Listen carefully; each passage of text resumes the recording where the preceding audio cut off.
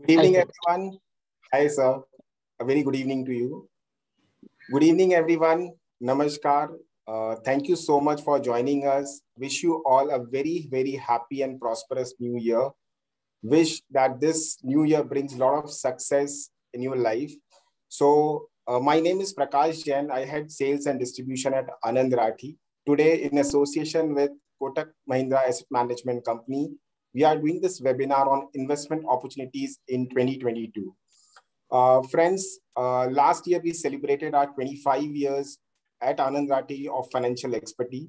We are very proud to say that we have managing close to 35,000 crore of AUM with the help of our close to 1,000 business partners, close to 1,000 employees spread across the country. And the best part is that last month only one of our group company, Anand Rathi Wealth Limited, got listed. So thank you so much to all the investors. On the other hand, Kotak Mahindra Asset Management Company is a wholly owned subsidiary of Kotak Mahindra Bank. They are managing close to 3.5 lakh crore of AUM with them. They are spread across 82 cities and they have close to 87 branches across the country. A well-spread, diversified portfolio is handled by them. So it's a great opportunity for all of you to stay here and listen the entire webinar with us.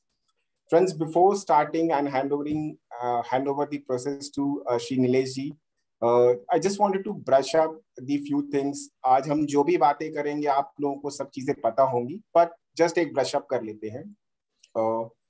मुझे आज almost 20 साल का experience हो गया financial services industry में और मैंने एक ही चीज सीखा है कि there is lot of difference in knowing what to do and actually doing it.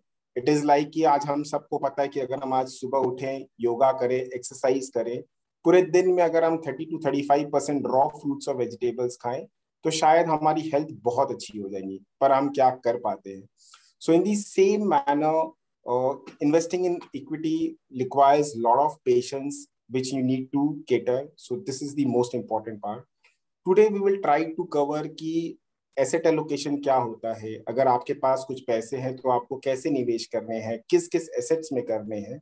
So primary let us start with asset allocation. Asset allocation is nothing, it's simple like जैसे आप जब घर पे डिनर करते हैं तो आप थोड़ा सा सैलेड खाते हैं, सूप लेते हैं, फिर मेन कोर्स में दाल, चावल, चपाती, सब्जी खाते हैं और बाद में आप एक स्वीट ले लेते हैं. उसी तरह से एसेट एलोकेशन होता है कि आपको जो भी पैसा आपका निवेश करना है तो इंडिया में जो भी एसेट्स अवेलेबल हैं आप उसमें निवेश करें. सो इंडिया में प्राइमरीली 4 टाइप के एसेट्स हैं जिसमें लोग पैसा डालते हैं. पहला है रियल एस्टेट, दूसरा है गोल्ड, तीसरा है डेट इंस्ट्रूमेंट्स और चौथा है इक्विटी. रियल एस्टेट की अगर हम बात करें तो ऑलमोस्ट लास्ट 5 साल से स्टैग्नेंट है प्राइसेस और हम अज्यूम करते हैं कि yes demand will be there because of covid situations. लोग घर से काम कर रहे हैं, स्कूल्स भी ऑलमोस्ट आज घर पे ही है. सो हो सकता है कि डिमांड बढ़ेगा but prices to increase is still a question mark. Gold की अगर बात करें तो it's a hedge against inflation, वो जरूर से होना चाहिए आपकी पोर्टफोलियो में. डेट इंस्ट्रूमेंट जो तीसरा एसेट क्लास है, ये वो प्रोडक्ट्स होते हैं जैसे एफडी हो गया, गोल्ड हो गया, सॉरी एफडी हो गया, बॉन्ड्स हो गई, एनसीडीज हो गई, जो आपको फिक्स टाइप का रिटर्न्स देते हैं. इक्विटी एक ऐसा एसेट क्लास है जो लॉन्ग रन में आपके लिए वेल्थ क्रिएट करता है. सो लेट अस अज्यूम अब आपके पास ये है कि 4 एसेट क्लास आ गए तो आपको पैसे निवेश कैसे करने हैं. सो लेट्स से अगर मैं अपना एग्जांपल लूं कि आज मेरे पास 10 लाख रुपए हैं और मुझे वेरियस एसेट क्लास में डालना है तो कैसे डाल. सो पहला एसेट क्लास जो रियल एस्टेट है मैं वो नहीं लूंगा क्योंकि I do not expect returns to be great. Second asset class जो गोल्ड है उसमें मैं 7%, 5 to 7% पैसा मैं डाल दूंगा. सो लेट्स से 10 लाख का 7% हो गया 70,000 रुपीज. तीसरा एसेट क्लास जो डेट होता है वो आपकी पोर्टफोलियो का उतना होना चाहिए जो आपकी उम्र है. सो लेट्स से मेरी एज 40 ईयर्स है, मेरे पास निवेश करने के लिए 10 लाख रुपए थे तो मैं 40% ऑफ 10 लाख मतलब 4 लाख रुपए मैं डेट इंस्ट्रूमेंट्स में डाल दूंगा. जो लास्ट एसेट क्लास है इक्विटी, उसमें मैं कितने पैसे डालूंगा. गोल्ड में मैंने 70,000 डाल दिए थे, 7% ऑफ 10 लैक्स. डेट में मैंने 40% पैसा डाला था मतलब 4 लाख रुपए. बैलेंस बचे 5,30,000 रुपए, वो मैं इक्विटीज में डाल दूंगा. इस तरह से आपको जो रिटर्न्स बनेंगे वो ऑप्टिमल रिटर्न्स बनकर आएंगे। जैसे जैसे मेरी उम्र बढ़ती जाएगी वैसे वैसे मैं अपना एसेट एलोकेशन चेंज करते रहूंगा। So this is one of the simple asset allocation, but आपकी रिस्क आपकी रिवॉर्ड्स के हिसाब से आप अपने फाइनेंशियल एडवाइजर से जरूर एडवाइस लीजिए। सो अगर मैं हिस्टोरिकली देखूं कि इन एसेट क्लासेस ने कैसे रिटर्न दिए हैं, तो करीब 1979 में बॉम्बे स्टॉक एक्सचेंज बना था। उस वक्त अगर आपके पास 300 रुपए होते, 100 रुपए आपने गोल्ड में डाला होता, 100 रुपए एफडी में डाला होता और 100 रुपए बीएससी में डाला होता, तो 100 रुपया जो एफडी का है अगर वो 9% से भी ग्रो होता तो आज उसकी वैल्यू करीब 37 टाइम्स मतलब 3700 रुपए हो गई है। यही पैसा अगर आपने गोल्ड में डाला होता तो 9.6% के करीब से 42 साल का सीएजीआर है गोल्ड का, तो वो करीब 4700 रुपए हो जाता। और अगर मैं बॉम्बे स्टॉक एक्सचेंज का जो 100 रुपए की बात करूंगा तो वो करीब 60,000 हो गया, मतलब 600 गुना। मतलब एफडी के कंपैरिजन में ऑलमोस्ट 15 से 16 गुना पैसा आपको Bombay stock exchange which is equity market का जो रिप्रेजेंटेटिव है इंडियन इकोनॉमी का, उससे मिल गया। The only problem with equity market is कि it is like ECG जो up down करते हुए जाता है. So that's the most challenging part. It's like a roller coaster ride की most of the investors ने ये फील किया जब वो कोस्टर के ऊपर मतलब जब बाजार में हाई पे आता है तब वो वहां बैठते हैं और जब से बाजार नीचे गिर जाता है। But I just remind you, roller coaster में वापस एक ऊपर का पोर्शन आता है। So stay invested in the long run to make money. So that's the most important part. So friends, I will not take much of your time. I would request Mr. Nilesh Shah to take the session. Mr. Nilesh Shah is the Group President and Managing Director of Kotak Mahindra Asset Management Company. Nilesh was part of the team that has received Best Fund House of the Year at all the mutual funds wherever he has worked. He is also a part-time member of the Economic Advisory Council to the Prime Minister. For any questions, please put in the Q&A section. Over to you, sir. Thank you so much for joining us. Thank you, Prakash bhai. Very good evening to everyone. आज उत्तरायण मकर संक्रांति का दिवस है, तो I am sure it will be appropriate to wish everyone a happy Makar Sankranti and Uttarayan. Generally Makar Sankranti के दिन, उत्तरायण के दिन हम लोग पतंग चगाते हैं। मुझे आनंद राठी जी ने इनवाइट किया है यहाँ पे 2022 में क्या होगा उसकी अनुमानना करने के लिए। ये कार्य भी पतंग चगाने जैसा ही है। अगर आप देखें तो एक ही कार्डिनल सत्य है, मार्केट जो चीज डिस्काउंट करके बैठा है अगर उससे एक्चुअल इवेंट अच्छी हो जाए तो मार्केट ऊपर जाता है, उससे एक्चुअल इवेंट खराब हो जाए तो मार्केट नीचे आता है। मार्च 2020 में जो लोग 7,500 निफ्टी पे माल बेच रहे थे उनकी अनुमानना थी कि कोविड-19 की वजह से दुनिया ठप हो जाएगी। 3 महीने में पता चल गया कि ऐसा कुछ नहीं हुआ, तो मार्केट वहां से ऊपर आ गया। जनवरी 2020 में जब लोग 12,000 निफ्टी पे माल खरीद रहे थे तब अनुमानना थी कि कोविड-19 चाइना में भले स्प्रेड हुआ है बट बाकी दुनिया में नहीं होगा। वैसा नहीं हुआ तो मार्केट गिर गई। सो इस वक्त हमारे लिए ये मानना जरूरी है कि आज मार्केट क्या डिस्काउंट करके बैठा है। एक चीज आप सभी लोग देख रहे हैं, आसपास में ओमिक्रॉन केसेस बहुत बढ़ रहे हैं, लेकिन उस बढ़ते हुए केसेस से अभी भी हॉस्पिटल के ऊपर, दवाइयों के ऊपर या डेथ रेट के ऊपर कोई महत्वपूर्ण इम्पैक्ट नहीं आई है। इस वजह से मार्केट ये अनुमान करके बैठा है कि ओमिक्रॉन से इकोनॉमिक एक्टिविटी के ऊपर कोई बहुत बड़ा डिसरप्शन नहीं होगा, अपनी गाड़ी जैसे चल रही है वैसे ही चलती रहेगी। ना ये अजम्पशन सही गिरता है तो मार्केट में ऑलरेडी डिस्काउंटेड हो चुका है।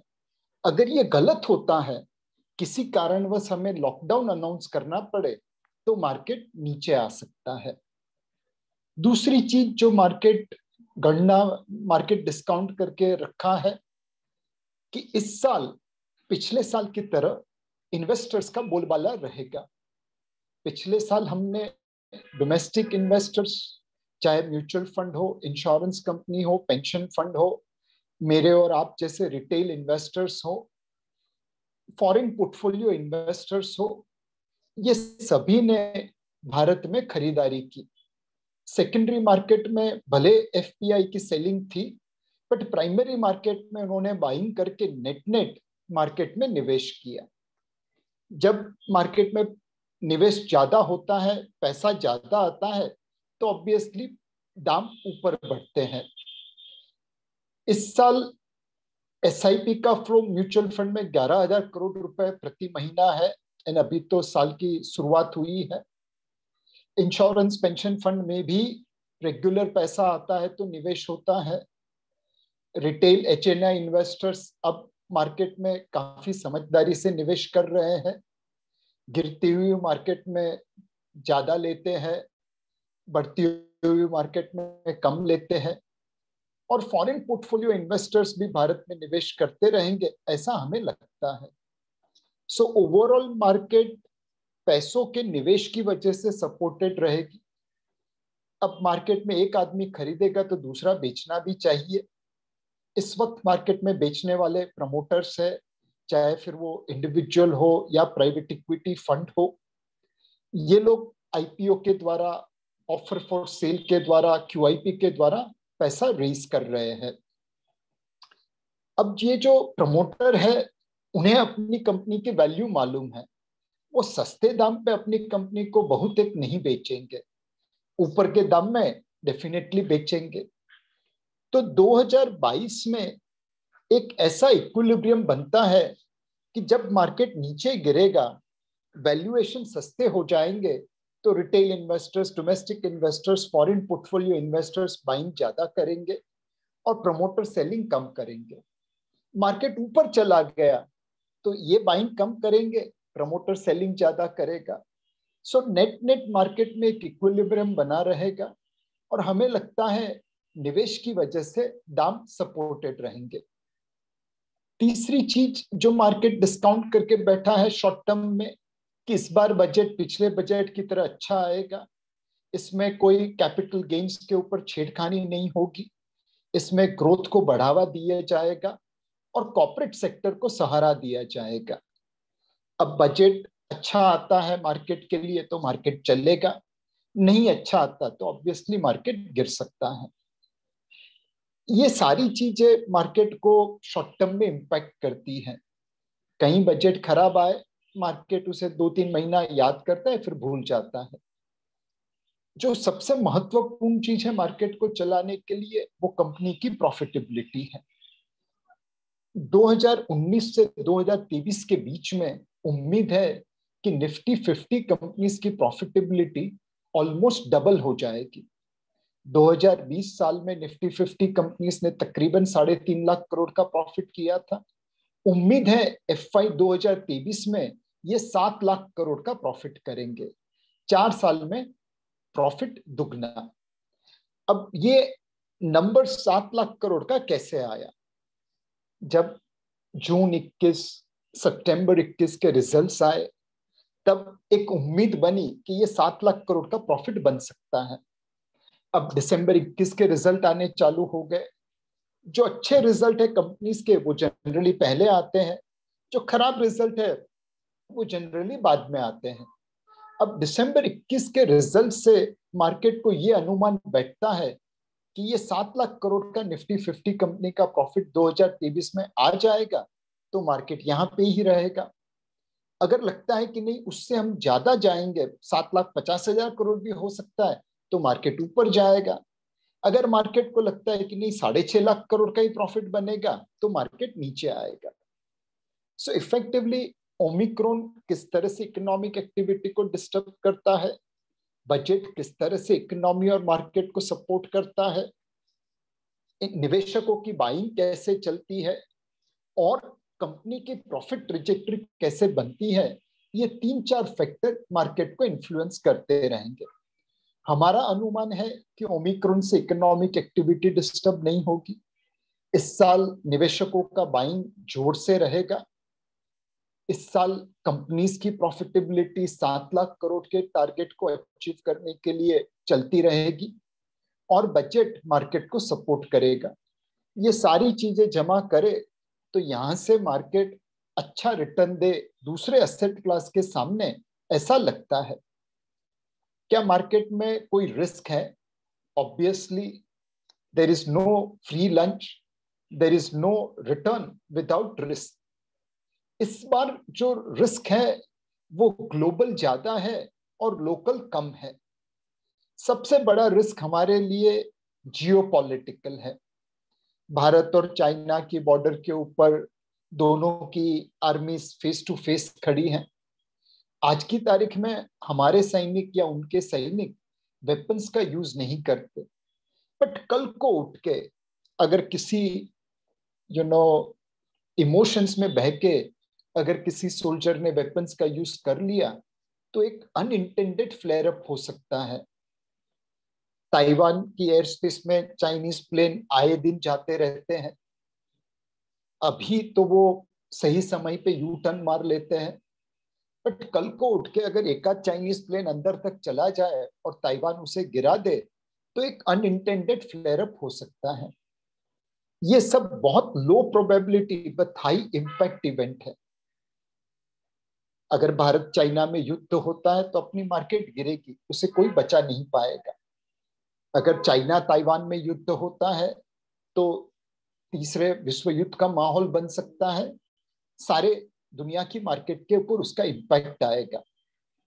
ये चीजें प्रिडिक्ट करना बहुत मुश्किल है। तो ये आपके जहन में मैं डालना चाहता हूं कि ऐसी लो probability but high impact event से मार्केट में वॉलेटिलिटी बन सकती है। और उसीलिए प्रकाश ने जो बताया, असेट एलोकेशन महत्वपूर्ण है। जो दूसरा रिस्क है वो ब्याज के दरों का है। जब ब्याज की दरें कम होती है तो मार्केट का पी रेशो बढ़ता है, शेयर्स के दाम बढ़ते हैं। कॉन्सिक्वेंटली जब ब्याज की दरें ऊपर जाती है तो पी रेशो कम होता है, प्राइसेस नीचे आती है। आज यूएस में महंगाई 7% है, उनका फेड रेट 0.25% है। सेवर्स के ऊपर 7% के आसपास का टैक्स लगा है। अब यूएस फेड के ऊपर लोग कह रहे हैं कि भैया इतना नेगेटिव रियल इंटरेस्ट रेट तो हमने कभी नहीं देखा लाइफ में, महंगाई चरम सीमा पे है, आप कर क्या रहे हो, सो रहे हो। अब फेड ब्याज की दरें बढ़ाने की बातें कर रहा है। अब उनकी ब्याज की दर की बढ़ोतरी अगर मार्केट के अनुमान से ज्यादा हो जाए और अमेरिकन ब्याज की दरें उनके इन्फ्लेशन की तरह ऊपर चलने लगे तो थोड़ी बहुत इंपैक्ट हमारी मार्केट पे आएगी। ये इंपैक्ट शायद टेम्पररी हो, बट इंपैक्ट जरूर आएगी। ये सारी इवेंट मार्केट में वॉलेटिलिटी पैदा करेगी और ऐसी बहुत सारी इवेंट होगी जो मैं आज प्रिडिक्ट नहीं कर पा रहा हूं। बट ये सारी चीजों को देखने के बाद भी हमारा विश्लेषण यही कहता है कि भारतीय स्टॉक मार्केट में निवेश करना चाहिए। इसमें लॉन्ग टर्म व्यू से निवेश करना चाहिए और आने वाला समय भारत के लिए, मार्केट के लिए, इकोनॉमी के लिए अच्छा बन सकता है और इसीलिए इसमें निवेश करना चाहिए। अब सवाल ये उठता है कि हम कितना पैसा इक्विटी में लगाएं। आपने बोला मार्केट अच्छा करेगा, थोड़ी बहुत ऊपर नीचे होगी बट अच्छा करेगा over a period of time, तो चलो मान लेते हैं, बट कितना पैसा लगाएं। जैसे प्रकाश ने बताया, आपको असेट एलोकेशन करना है आपके इन्वेस्टमेंट ऑब्जेक्टिव के अनुसार और आपकी रिस्क प्रोफाइल के अनुसार आपको निवेश करना है। ये क्यों जरूरी है? एक किस्सा कहता हूं। मार्च 2020 में जब निफ्टी 8,000 के आसपास पहुंची थी और नीचे गिर रही थी, मेरे एक कलीग का फोन आया। उन्होंने कहा कि मेरे फैमिली डॉक्टर से बात कर लीजिए। उनके फैमिली डॉक्टर ने कहा कि देखो नीलेश भाई, मैं तो डॉक्टर हूं, ये मैंने इक्विटीज में, म्यूचुअल फंड्स में निवेश किया था, अब मार्केट इतनी जोर से गिर रही है, मेरी रात की नींद हराम हो गई है। मुझे तो सारा पैसा रिडीम करके फिक्स डिपॉजिट में लगाना है ताकि चैन की नींद आए। उस समय कोविड-19 का भय था, मार्केट रोज गिर रही थी। मैंने खाली उनको एक ही रिक्वेस्ट की कि आप 3 महीने के बाद ये डिसीजन लीजिए।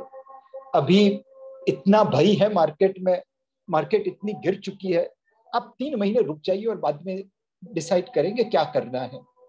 उन्होंने बातें सुनी अनसुनी कर दी, पैसा रिडीम कर लिया, इक्विटीज से, म्यूचुअल फंड से फिक्स डिपॉजिट में डाल दिया। 3 महीने बाद फोन किया कि नीलेश भाई, बैंक एफडी जो मुझे 3 साल में रिटर्न देने वाली थी, उससे ज्यादा रिटर्न तो जिस भाव से मैंने इक्विटी बेची उससे आज तक में बन गया, तो अब मैं क्या करूं। मैं बोला सर अब आप चैन की नींद सोइए, बिकॉज आपको मैंने उस समय भी समझाया था कि आप निवेश करे रहिए, रिडीम मत करिए, बट आप भय के मारे, डर के मारे रिडीम करके बैठे। एंड इसीलिए ये अलोकेशन बहुत क्रिटिकल है। अगर आप अपनी जरूरियात के अनुरूप निवेश करेंगे इक्विटी मार्केट में, तब वॉलेटिलिटी से ऐसा भय पैदा नहीं होगा, ऐसा डर पैदा नहीं होगा, और आप नीचे की मार्केट में लॉस के साथ निवेश करके खड़े रहेंगे। जो इस अग्नि परीक्षा से गुजर सकता है उसी को इक्विटी के ज्यादा रिटर्न का बेनिफिट मिलता है। यह समय एक फेयर वैल्यू मार्केट का है। मार्केट का पी रेशो बहुत महंगा भी नहीं है, बहुत सस्ता भी नहीं है। सो आपका asset allocation equity as an asset class में न्यूट्रल वेट होना चाहिए। आपको 50% आपकी वेल्थ इक्विटी में लगानी है तो 50% के आसपास रखिए, न उसे 60-70% रखिए, न उसे 30-40% रखिए। अब कोई बंदा जो इक्विटी में अंडर वेट है, से 20% है, उसे 50% जाना है, तो ये 30% निवेश करने के लिए आप एक सिस्टमेटिक ट्रांसफर प्लान कर सकते हैं। आने वाले 6 महीनों में 12 इंस्टॉलमेंट में आप धीरे धीरे धीरे निवेश करके अपने आप को एवरेज कर लेंगे। कोई बंदा अगर ओवरवेट है, उसे 50% रखना है, बट मार्केट में बहुत तेजी की वजह से 70% पे पहुंच गया है, तो वो अपना प्रॉफिट बुक कर ले, 70 से 50 पे आके बैठ जाए। कोई बंदा 50% के आसपास ही है, ऑलरेडी इक्वल वेट है, तो आप अपनी एसआईपी चालू रखिए, ना नया पैसा एसटीपी के थ्रू लगाइए, ना पुराना पैसे पे प्रॉफिट बुक करिए, अपनी एसआईपी चालू रखिए। अब एक मर्फीज का लॉ है कि जब भी मैं इक्विटी मार्केट में निवेश करता हूँ, भाव नीचे गिरते हैं, कोई वांधा नहीं। जब मार्केट सस्ती होती है, वैल्यूएशन सस्ता होता है, तो आपको ज्यादा निवेश करना चाहिए। जिन्होंने जनवरी 2020 में इक्वल वेट किया था, उनको मार्च 2020 में नुकसान हो रहा था, लेकिन उस समय मार्केट सस्ती हो गई तो नुकसान को इग्नोर करके ओवरवेट हुआ। आज उसी के ऊपर उनका अच्छा खासा प्रॉफिट बना है। सो डायनामिक एसेट एलोकेशन सही तरीके से करना आपको इस मार्केट की वॉलेटिलिटी में बहुत फायदेमंद रहेगा। एक सवाल उठता है नीलेश भाई, लार्ज कैप में लगाए, मिड कैप में लगाए, स्मॉल कैप में लगाए। पिछले 2 सालों में स्मॉल और मिड कैप ने लार्ज कैप से तकरीबन दुगना रिटर्न दिया है। इस वक्त हमारे हिसाब से लार्ज कैप में आप मार्जिनल ओवरवेट रह सकते हैं, मिड कैप में मार्जिनल अंडरवेट रह सकते हैं, और स्मॉल कैप में इक्वल वेट रह सकते हैं। मोटा मोटा अपनी रिस्क प्रोफाइल के अनुरूप आप लार्ज, मिड और स्मॉल में निवेश कर सकते हैं। इन तीनों के बीच में बहुत ज्यादा अंतर नहीं है फ्रॉम वैल्यूएशन। एक सवाल उठता है कि नीलेश भाई, हम लोग कौन से सेक्टर में निवेश करें, कौन सा सेक्टर यहाँ से अच्छा करेगा, बढ़िया करेगा। हमें लगता है इस मार्केट के माहौल में फार्मा सेक्टर में निवेश करना चाहिए। पिछले साल फार्मा ने अंडर परफॉर्म किया था, वैल्यूएशन सब रीजनेबल है, और उनकी कॉर्पोरेट प्रॉफिटेबिलिटी अच्छी आएगी वैसा लगता है। दूसरा सेक्टर जो हमें अच्छा लगता है वो रियल एस्टेट, हाउसिंग, कंस्ट्रक्शन है। पिछले कई सालों से रियल एस्टेट मंदा रहा है, हाउस दाम घटे हैं पूरे भारत में, और अब मतलब जैसे स्टार्स अलाइन हुए हैं इस सेक्टर के लिए। हाउसिंग लोन आपको 6.5% में मिलती है, 10 ईयर गवर्नमेंट सिक्योरिटीज 6.5 6% में बिकती है। तो गवर्नमेंट ऑफ इंडिया और आपकी बोरोइंग कॉस्ट सेम हो गई। वर्क फ्रॉम होम में हर किसी को बड़ा घर चाहिए। रेरा की वजह से पहले जो डेवलपर हमें फुटबॉल की तरह मारता था वैसा अब पॉसिबल नहीं है। एंड मोर इम्पोर्टेंटली अफोर्डेबिलिटी बढ़ी है। तो real estate, housing, construction related जो भी सेक्टर है वो अच्छा करेंगे वैसा लगता है। रियल एस्टेट और कंस्ट्रक्शन में ऐसी कंपनी में निवेश करना चाहिए जहां पे गवर्नेंस सही हो। बहुत सारी रियल एस्टेट कंपनी में कैश में कारोबार चलता है, तो वो लोग पैसा बनाएंगे बट उनके शेयर होल्डर्स नहीं बना पाएंगे। तो try to invest in good governance companies in housing, real estate, construction. हम अपने फंड में होम इम्प्रूवमेंट सेक्टर के ऊपर ज्यादा निवेश करते हैं। सीमेंट हुआ, टाइल्स हुआ, प्लाईवुड हुआ, पेंट्स हुआ, वायर्स हुआ, केबल्स हुआ, कंज्यूमर ड्यूरेबल हुआ। ये सारी चीजों की खपत होती है जब रियल एस्टेट सेक्टर अच्छा करता है। इन कंपनीज में, ज्यादातर कंपनीज में गवर्नेंस भी अच्छी रहती है और इसलिए होम इम्प्रूवमेंट हमें और अच्छा लगता है। ये कुछ सेक्टर्स से जो अच्छा करेंगे ओवर मार्केट। एंड मैं आप सभी से अनुरोध करूंगा कि एक इक्वल वेट अलोकेशन इक्विटी में रख के आप लॉन्ग टर्म के लिए निवेश करिए। अगर मार्केट करेक्ट होता है किसी कारणवश और वैल्यूएशन सस्ता हो, तब आप इक्विटी में और ज्यादा निवेश करना।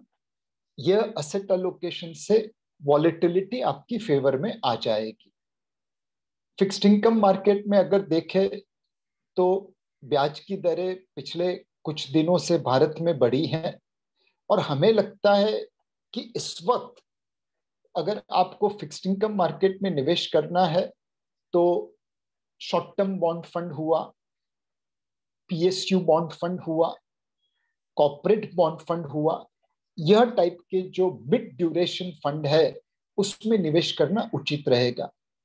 अगर आपको क्रेडिट रिस्क पसंद आता है, आप उस वॉलेटिलिटी को सहन कर सकते हो, तो क्रेडिट रिस्क फंड में भी आप निवेश कर सकते हैं। आज एक क्वेश्चन हर निवेशक के मन में है जो बैंक डिपॉजिट्स के ऊपर गिरते रिटर्न की वजह से चिंतित है। एक समय था बैंक डिपॉजिट्स में डबल डिजिट रिटर्न आता था, 12-14%। फिर वो हाई सिंगल डिजिट हो गया, 8 से 10%, और अब मिड सिंगल डिजिट हो गया है, 5 से 7%। ऑब्वियसली महंगाई का दर जो एक कंज्यूमर लेवल पे है वो इससे ज्यादा है और इसलिए बहुत सारे निवेशक ये चिंता में है कि इस माहौल में, गिरते हुए ब्याज की दरों के माहौल में हम क्या करें। मेरी रिकमेंडेशन रहेगी कि आप हाइब्रिड फंड्स में निवेश करना देखिए।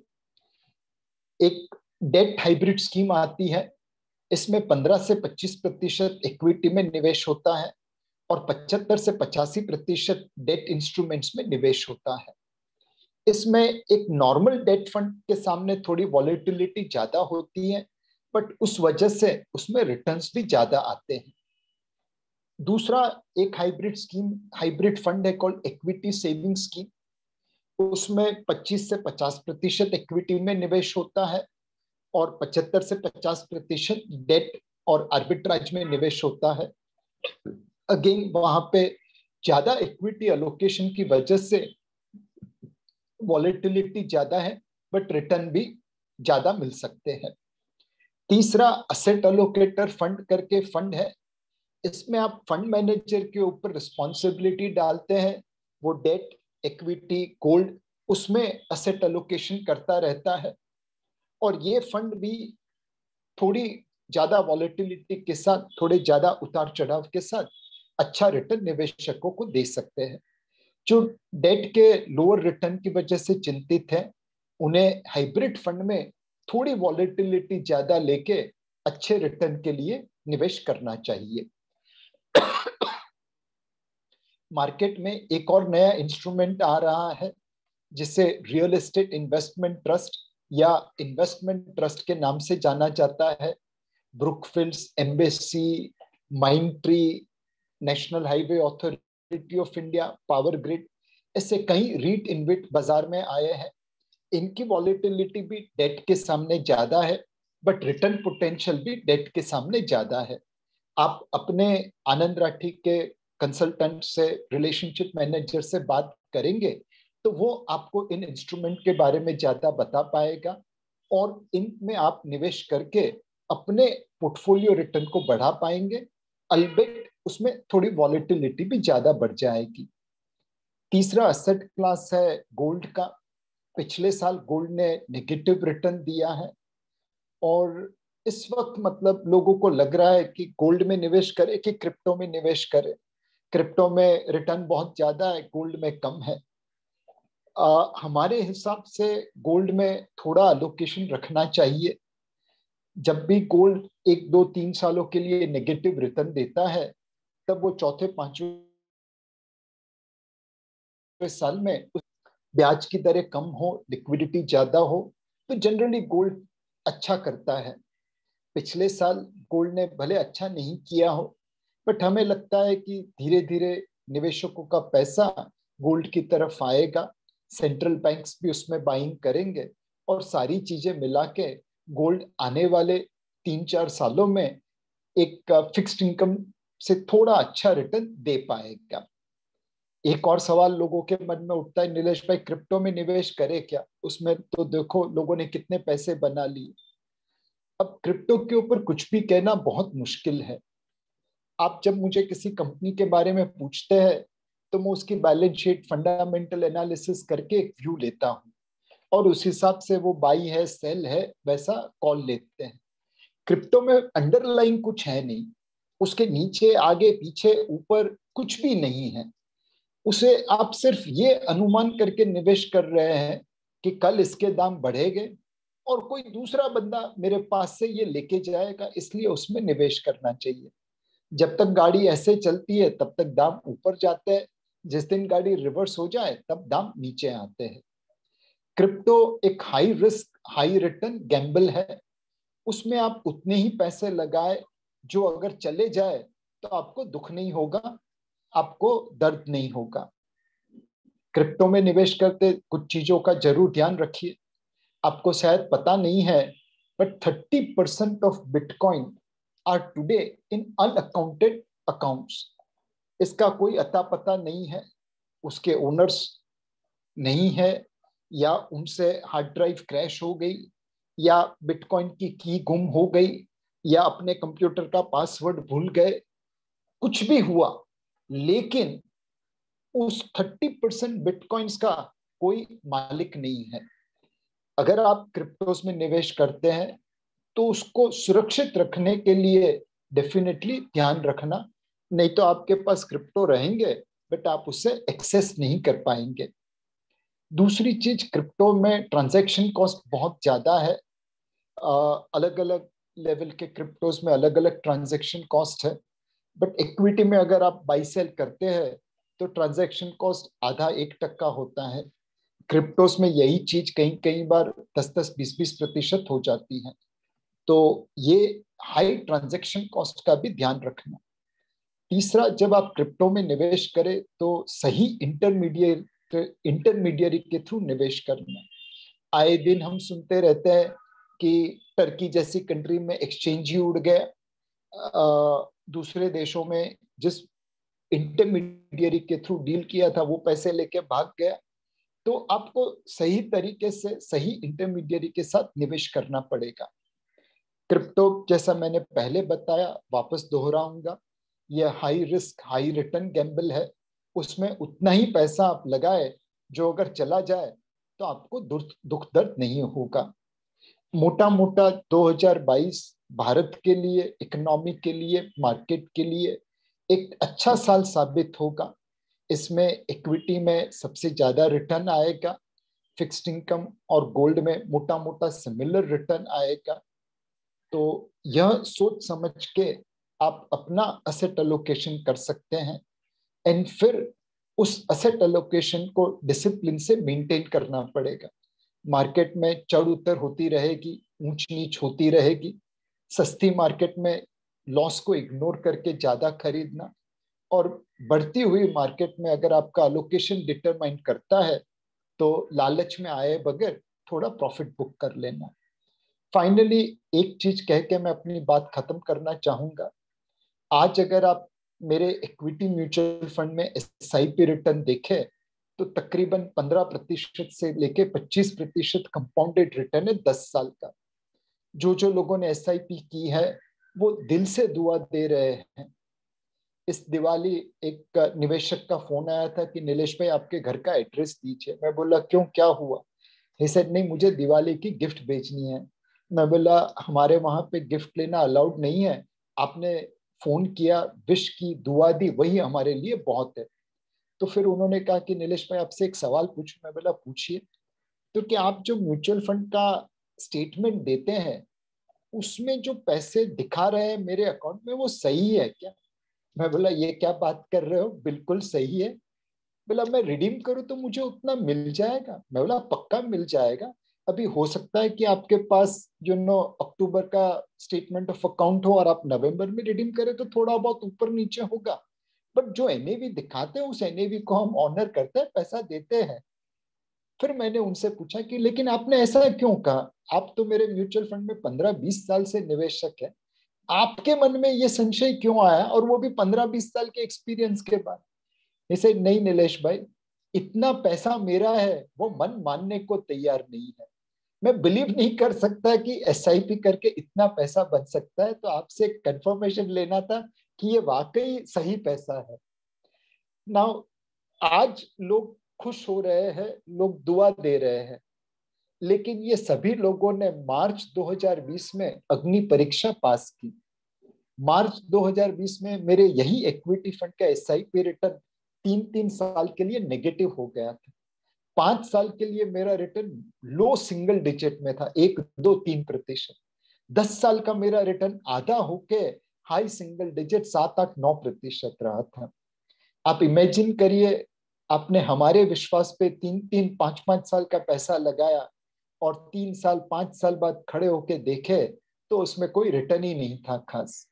लोगों ने उस समय अपनी एसआईपी चालू रखे। प्रकाश जैसे बहुत सारे लोगों ने लोगों को, निवेशकों को हौसला दिया, उनको पुश किया कि नहीं ये नेगेटिव रिटर्न इग्नोर करिए बट अपनी एसआईपी चालू रखिए। तो ये सारे लोगों के सहयोग से ये अग्नि परीक्षा में निवेशक पसार हुए, तो आज का अच्छा दिन देखने को मिल रहा है। जब भी ऐसा कोई समय आए फ्यूचर में, उम्मीद करूंगा 2022 में नहीं आए, बट कभी ना कभी तो ये आएगा। उस समय उस अग्नि परीक्षा में 2020 के अनुभव को याद रखना, प्रकाश जैसे आपके रिलेशनशिप मैनेजर को फोन करके उससे हौसला अफजाई करवा लेना, और अगर आप उस अग्नि परीक्षा में से पार हो जाते हैं, पसार हो जाते हैं, तो आई कैन गारंटी यू कि आप अच्छे दिन देखेंगे, अच्छे रिटर्न पाएंगे। Thank you. Thank you sir, thank you so much for the enlightenment session. आपने हर एक इन्वेस्टर्स को कवर किया जो थोड़ा रिस्क लेना चाहता है, नहीं लेना चाहता है, टोटल में लेना चाहता है, asset allocation fund. Everything you explain was so simple, so great, so nice of you. Sir, we have noted few questions from the Google form। तो एक सर निवेशक पूछना चाहते हैं कि long term, so what is the meaning of long term, what is the time horizon in number of years actually it is.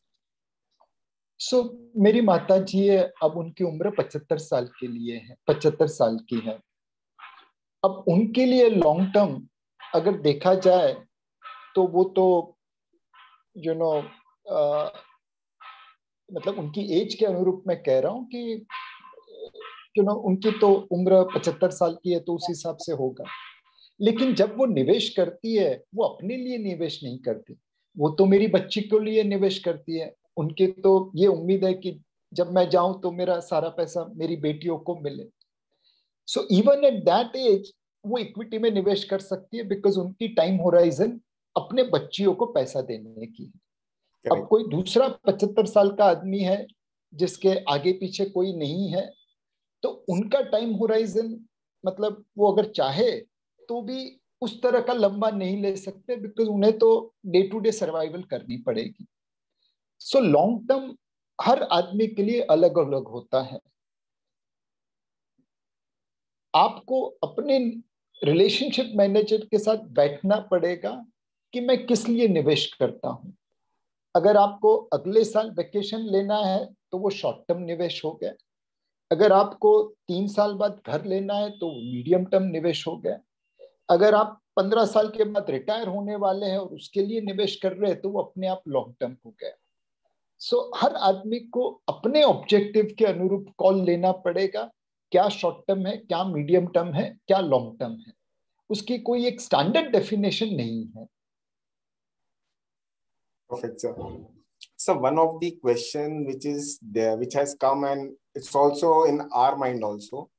If the third wave really, if the Omicron actually turns out to be bad, so what should be the expectation of market correction? मतलब though nobody can actually predict it, but tentatively कितना नीचे जा सकता है Nifty? सो ये third wave कितना impact करेगा उसके ऊपर है। लेट्स से कि थर्ड वेव ऐसा आ जाए कि भारत की 50% पॉपुलेशन खत्म हो जाएगी।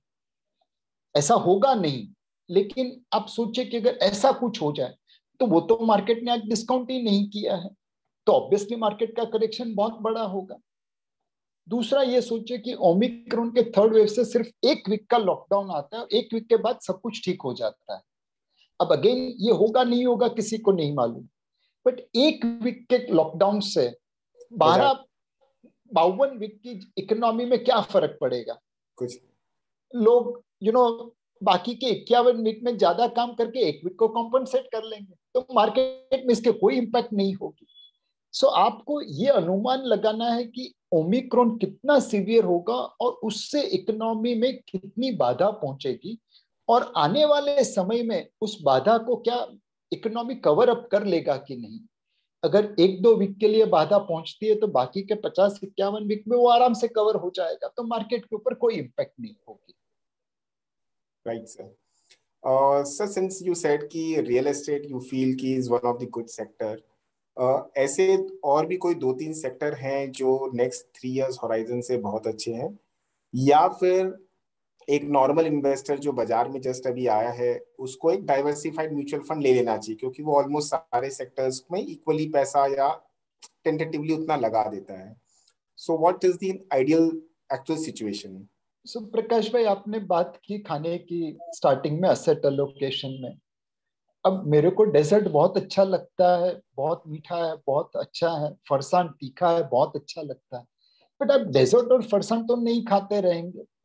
तो ये जो सेक्टर फंड है, थीमेटिक फंड है, वो आपके फरसान और डेजर्ट की तरह है। थोड़ा बहुत चमकारे के लिए, जीप के लिए अच्छा है, बट वो आपका मेन कोर्स नहीं बन सकता। मेन कोर्स आपके लिए आज भी दाल रोटी चावल सब्जी ही है, और वही डाइवर्सिफाइड पोर्टफोलियो आपके लिए मेन कोर्स रहना चाहिए। जब आप सेक्टर फंड, थीमेटिक फंड में निवेश करते हैं तो उसमें वॉलेटिलिटी भी ज्यादा होती है। आज लोगों को लगता है अरे आईटी फंड ने कितना अच्छा रिटर्न दिया, बट वो भूल जाते हैं कि 3 साल पहले यही आईटी फंड में रिटर्न बहुत कम था। तो ज्यादातर पैसा डाइवर्सिफाइड फंड में लगाइए, और एक बार आपको समझ आ जाए कि अच्छा मार्केट में ये भी होता है वो भी होता है, जब गिरता है तो फर्क नहीं पड़ता, तब जाके आप थोड़ा थोड़ा पैसा सेक्टर फंड में लगा सकते हैं। In the same manner somebody has raised a question कि यूएस मार्केट में भी आजकल इन्वेस्ट करने की अपॉर्चुनिटी आ गई है, so tentatively how much percent they should allocate over there? So आप ऑफशोर मार्केट में क्यों निवेश करेंगे? पहले तो ये ऑब्जेक्टिव बनाना पड़ेगा। आज मुझे अगर मेरी बेटी को बाहर पढ़ाई करने के लिए भेजना है, तो 5 साल बाद मैं ये तो नहीं कह सकता कि देख बेटी ₹100 ₹100 टू $1 हो गया, अब मैं नहीं तेरे को बाहर भेज सकता। मेरी बेटी बोलेगी क्या कम किया पापा आपने? तो अगर आपको बच्चे को पढ़ाई के लिए बाहर भेजना है तो आपको डॉलर एक्सपेंडिचर कमिटेड है तो डॉलर एसेट खड़ी करनी चाहिए, तो यूएस फंड में निवेश करना चाहिए। दूसरी चीज है कि सपोज मुझे नेक्स्ट साल अपनी बच्ची को पढ़ाई के लिए बाहर भेजना है, तो मैं यूएस इक्विटी फंड में तो निवेश नहीं कर सकता। प्रकाश भाई, अगर मैं बेटी को बोलूं देख बेटी मैंने तेरे लिए पैसा बाहर भेज दिया था $1 लाख, बट अभी मार्केट गिर गया तो $50,000 है, अब तू $50,000 में जहाँ पे फिट हो सकती है फिट हो जा, बाकी भूखे रहना। तो बेटी मेरे लिए क्या सोचेगी? तो एक है आपका ऑब्जेक्टिव डिसाइड करिए आप क्यों निवेश करना चाहते हैं। दूसरी चीज है जब आप ऑफशोर मार्केट में जाते हैं तो सोच समझ के जाइए। मेरे एक बहुत अच्छे मित्र थे, उन्होंने बहुत दशकों पहले मुझे कहा था तू जिम्बाब्वे में निवेश कर ले, बहुत सस्ती मार्केट है। मैं उसके बहकावे में आके चढ़ गया, 100% लॉस हो गया। फिर किसी बंदे ने मुझे रशियन मार्केट में निवेश करने के लिए बोला था, वहां पे भी मैं 60-70% पैसा गंवा के निकला था। तो सी, आज जब मतलब भारत की हेडलाइन आती है तो लोगों के मन में एक इंप्रेशन होती है, वैसे ही दूसरे देशों की हेडलाइन आएगी तो आपके मन में एक इंप्रेशन बनेगी। तो ऑफशोर फंड में निवेश करते समय सही सोच के साथ जाइए, ऑब्जेक्टिव डिसाइड करिए कि मुझे क्यों ऑफशोर फंड में निवेश करना है, डाइवर्सिफाइड फंड में निवेश करिए, और 15 से 20% पोर्टफोलियो अगर आप ऑफशोर फंड में निवेश करें तो वो योग्य रहेगा। जैसे मैंने पहले बताया कि जियोपॉलिटिकल रिस्क है, कल को उठ के जो न करे नारायण और भारत और चाइना में युद्ध हो जाए तो हमारी मार्केट ज्यादा गिरेगी। जिस ऑफशोर फंड में आपने निवेश किया उसकी मार्केट कम गिरेगी, बिकॉज उसे भारत चाइना वॉर से उतना फर्क नहीं पड़ता। तो ये एक डाइवर्सिफिकेशन के लिए भी जरूरी है, और उस हिसाब से 15-20% पोर्टफोलियो आप निवेश कर सकते हैं। Thank you sir. Sir, one client from Latur is asking कि अभी बहुत सारे एएमसी सिल्वर ईटीएफ और एफओएफ लेकर आ रहे हैं, so is it a right asset class to invest at this point of time? तो मैं माफी चाहूंगा, बिकॉज हम लोग भी सिल्वर ईटीएफ लॉन्च करने के लिए ऑफर डॉक्यूमेंट फाइल किया है। ओके। एंड हम लोग भी अभी सिल्वर मार्केट के न्यूआंसेस को रिसर्च कर रहे हैं। प्लीज अंडरस्टैंड कि हमने कभी सिल्वर के ऊपर रिसर्च ही नहीं किया था, हमें पता भी नहीं है ये मार्केट कैसे चलती है, कौन क्या फैक्टर्स है जो उसको चला रहे हैं। तो हम भी इस वक्त रिसर्च कर रहे हैं ताकि हम अपने निवेशकों को सही तरीके से गाइड कर सकें। आप मुझे कुछ समय दे दीजिए, एक बार मैं अपनी रिसर्च कर लूं, फिर सिल्वर के ऊपर मैं ओपिनियन दे पाऊंगा। नहीं, sure sure sir. And sir, one of the client is asking कि let's say if is there any fund which changes with the age dynamics, कि वो मेरे एज से ही लिंक हो जाता है कि अगर मैं एक्स पे हूँ, एक्स से एक्स प्लस 10 years हो गया तो क्या मेरा एलोकेशन चेंज हो सकता है? सो अभी ऐसे बहुत ही कम फंड है जिसमें आपकी एज के अनुरूप निवेश और या अलोकेशन चेंज होता रहता है। ओके। बट ऐसे फंड ऑफ फंड लॉन्च हुए हैं जिसमें एक कंजर्वेटिव अलोकेशन होता है, एक एग्रेसिव अलोकेशन होता है, एक एवरेज अलोकेशन होता है। कहीं पे 5 प्रकार के फंड बनते हैं, super conservative, conservative, average, aggressive and very aggressive. Now in portfolios में जैसे जैसे एग्रेसिव की तरफ जाते हैं तो इक्विटी अलोकेशन बढ़ता है, जैसे जैसे कंजर्वेटिव की तरफ जाए तो डेट अलोकेशन बढ़ता है। और उन पोर्टफोलियोज में आप निवेश कर सकते हैं, और फिर एक से दूसरे में, दूसरे से तीसरे में, तीसरे से चौथे में आप जा सकते हैं। तो there are multiple ways of achieving what you want to achieve. ये टाइप के asset allocator fund of fund में आप निवेश करें तो भी ये ऑब्जेक्टिव हो जाएगा, लेकिन हर 10 साल पे, 5 साल पे जब भी आपको चेंज करना है, आपको चेंज करना पड़ेगा। दूसरा है कि मैं खुद ही अपने पोर्टफोलियो को उस तरह से कंस्ट्रक्ट करूं। अगर आप आनंद राठी के पास जाएंगे और कहेंगे कि भैया आज मैं लेट्स से 40 साल का हूं, मुझे एक पोर्टफोलियो बना के दीजिए, 45वें साल पे जब आपका allocation risk profile objective change होगा तो अपने आप को एसेट अलोकेशन चेंज हो जाएगा। कहीं पे रिडीम करवाएंगे, कहीं पे नया निवेश करवाएंगे, 50 साल पे पहुंचेंगे तो वापस वो चेंज करवा देंगे। तो there are multiple ways of achieving this, and there are a couple of funds, though not in Kotak Mutual Fund, where they are also trying to deliver similar kind of thing. Okay. So thank you, sir. This was the last question from my side. Most of the questions were already answered because almost 30% of the questions were on cryptocurrencies, which you have explained very properly. Because actually, people are getting very attracted towards it because of the returns and all that. So thank you so much for joining in. Thank you so much, investors, for joining in. Wish you all again a very happy and prosperous New Year 2022. I sincere thanks all the backend people, Lily, Harshada, Kunal, Ravi, Sachin, Sanket from our side, Tanvi from Kotak side, to ensure that this webinar becomes a very informative and very knowledgeable to all the clients and investors. Thank you, Nilesh sir, for your time on a special day. It's a new day for the investments. So thank you so much. Thank you. Thank you. Lily, we can conclude the session.